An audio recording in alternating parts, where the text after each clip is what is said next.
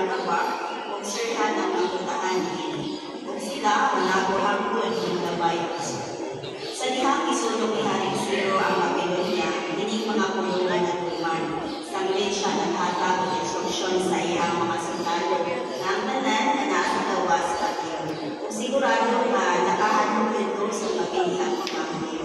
Apan tungkol kay ilang magituman ang instruksyon na ihatag ni Yehova kanila, mapanalimdan yun o napanalimdan yun ang inahang mga kapatid. Daghang salamat, Sister Magdalene. Dito sa exercise 16 na pungtana. Ganong kita ang sobrang mamalaka bahin sa umaabot, palihog, Brother Jason Tiro. Tumating atong Diyos Jehovah, magawban na ng panahon. O siya, iyakan nato, pinagis na yung organisasyon.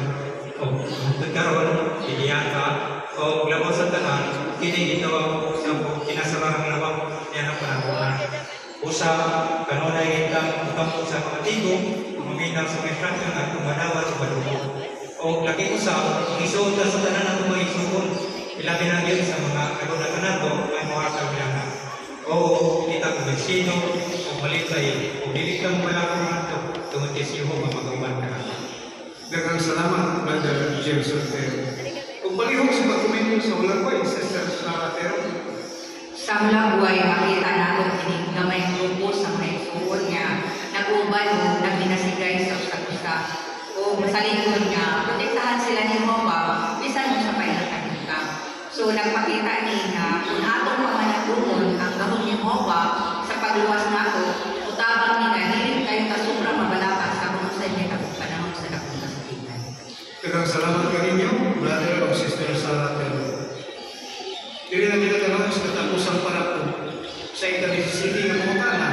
Kung sa inyo imong nga matawag niyo ang paghupay ni Jehovah, palihog Sister Casey Gonzaga. Sama sa mga Hudeo sa Babylonia, hatagan po ko ni Jehovah sa paghuhuay na akong kinahanglan karon. Kung pagayon mo ang musalig niya, kaya nahibalo ko, si Jehovah manuloy ang Diyos na Diyos, ug andam siyang pasaylo sa akong mga kalakasan. Usa, kanunay, kung angan din akong hinuntungan na wala ko'y angan na kahadukan, kay si Jehovah nga Diyos, ang Diyos sa tanang paghuhuay. Salamat sa lingkod nga determinasyon, Sister Casey Gonzaga. Sumugo ako sa ikatulong katapusan sa puluhan. Idasing ta na pamanuntungon ang gihatag at tabang ni Jehovah sa mga Israeling hulog kaniya. Aron kita usapan ang aron nalikod, makalahutay sa umabot na dagong kasakitan. Iauhang ko ka nga mas makiksuot sa mga igsuon. Anda mo sunod sa mga instruksyon o kumbinsido na sa Jehovah ngayon ang atong buhay ng Diyos o nag-iya sa atong organisasyon. Binatili mo kita sa ikatulong suling pungtana. Mga teksto gini mga igsuon, ang pungtana mo sa unsang paagi ang musunod ng mga teksto magkahupay nimo. Ang una, Isaiah 55, versikulo 7, palihog Sister Eugene Gonzaga. Isaiah 55, nagpahinumdum nato sa Panginoon sa iyang pagmanuloy-on, pagkaandam sa iyo. Iyan ang ipakita sa mga Hudyo kanyan to, kabisan sila nag-antos sa ilang dahilong sala.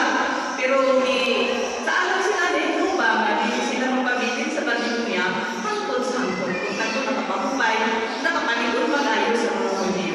Mo, kita karon.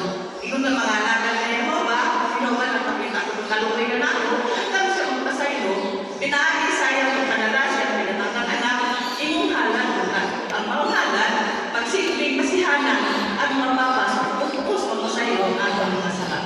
Manunoy mo kayo ang Diyos na akong yanagan.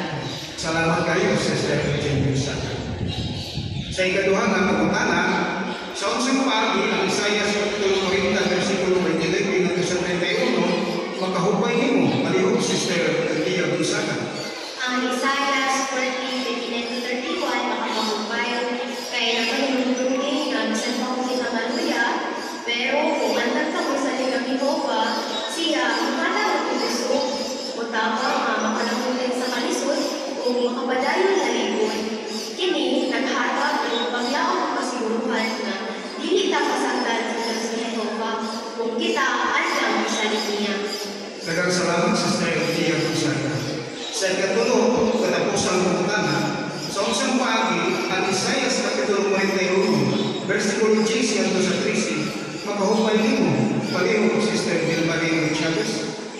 Makahumpay yun ang Isaias 41:10 hanggang 13. Kini na pahinungkod na ako, nagihang makatong ang kalistanan, dili ko mahadlok o mabalaka, kasi Yehova ang dauntagang. Siya manalipot o perming nakuha. Huwag ka na, nakahatag na ko kaiso, na masupla na ang mga disabot sa mga pagkasilay. Usa, dili ko magduha-duha sa pagkamayong tabang, kaya makasaling ko, na wala rin ko mag-iusara.